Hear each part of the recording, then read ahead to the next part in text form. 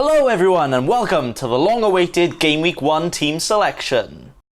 Every week I'm going to predict the score for every game so you can see why I've made the decisions I have based on what I think will happen. I'm predicting Liverpool to beat Norwich 3-0 because Norwich aren't the best defensively, and also it's Liverpool. They can score against anyone. I'm feeling Salah will be the main man to make things happen, as it's unsure if Mane will play a big part. I'm actually going for a close game next, as I feel like West Ham are good at home and have made some solid attacking transfers and the potential of Man City defence being weaker, without Laporte at full fitness. But I do think Man City will always have the threat of going forward, so we'll end up getting enough goals to win, with Sterling being the main man. Then we have what I believe will be an exciting game with Bournemouth scoring 3, mainly and hopefully coming from Wilson, King and Fraser. But I feel like Sheffield United could potentially score, with Bournemouth sometimes being shaky defensively, so that's what I'm going for. Now this game could go 0-0, 5-0 or 3-0 to either team, so I'm going to have to go for a nice and boring 0-0. Palace are going to be weaker than last season because of the loss of Wan-Bissaka, but also the uncertainty of Zaha. And Everton have improved, so I'm going to go for a nice 2-0 win, with Richarlison and Sigurdsson definitely being involved. Unsure about this one, Watford haven't strengthened that much, and Brighton are going to be a completely different team and more attacking, so I'm going to say a safe 1-1 might be about right for now. I feel like Spurs can do really well this season, and I do think Kane is going to do really well this year, so I think he can have his shooting boots on for a new Villa defence who could struggle at first. This will be a very tight game, and I think Leicester will just get the edge,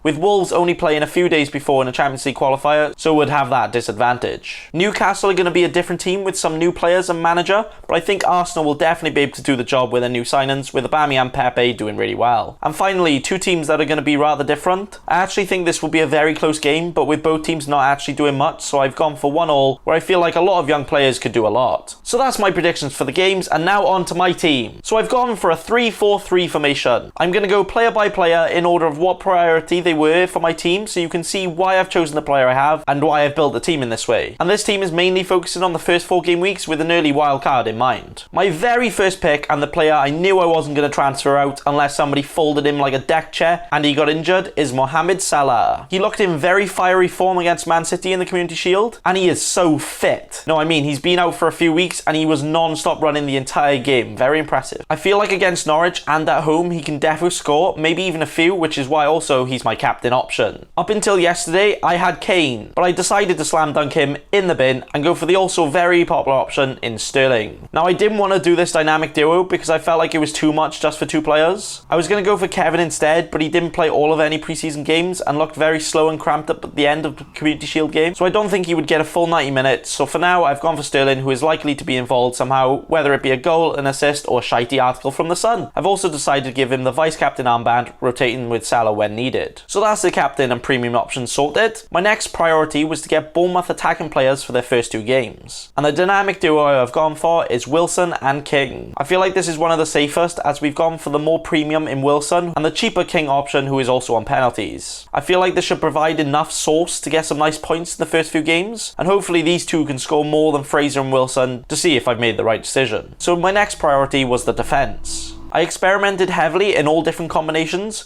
but what I really wanted was at least one Liverpool, Everton and Man City defender. But Laporte obtained a knock, Man City signed Cancelo, and Zinchenko doesn't look amazing, unlike me. No, I mean defensively. So I decided to not follow through with Man City defence for now. Is it a bird? Is it a plane? Or is it my choice of a Liverpool defender, because it's all up in the air? Van Dijk is the cheaper option, but if you have him as your only Liverpool defender, I feel like you're missing out. Trent seems to be more of a threat, but also a threat to rotation, with Robertson being fully nailed, but it may be worth going for the riskier option of Trent. So my final decision on this was Trent Alexander-Arnold. I honestly don't think Trent would be rotated unless there was an injury concern, but I feel like he would be a much better being on free kicks and corners and being right next to Salah, so we can pass it to him for him to absolutely welly boot it in the top corner. I also liked the look of an Everton defender because of their clean sheet and attacking potential. Now, Coleman was in my team for a while, but I've gone for the extra money in Dean for that little bit extra quality and also on free kicks. It's also unsure if they will get and place a DB, so didn't want to take that risky risk. My final defender is someone who I guess is the enabler in the team,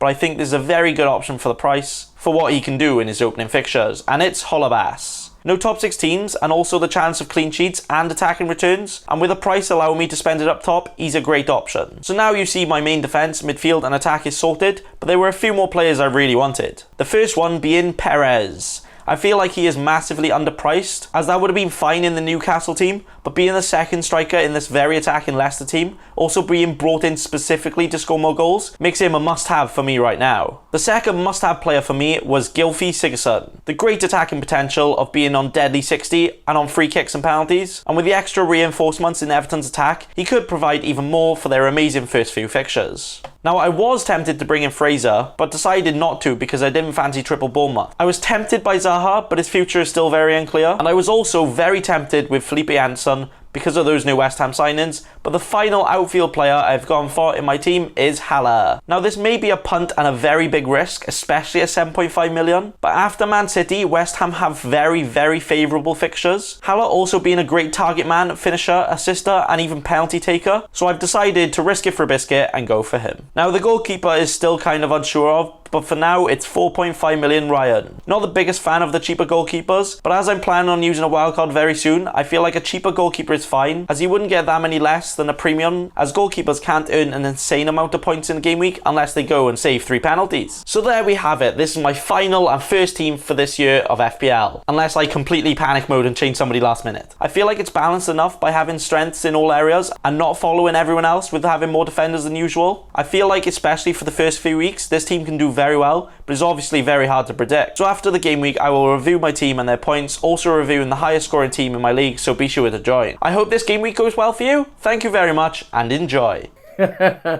Don't be a cheeky scrub. Subscribe to Nathan Bacon right now.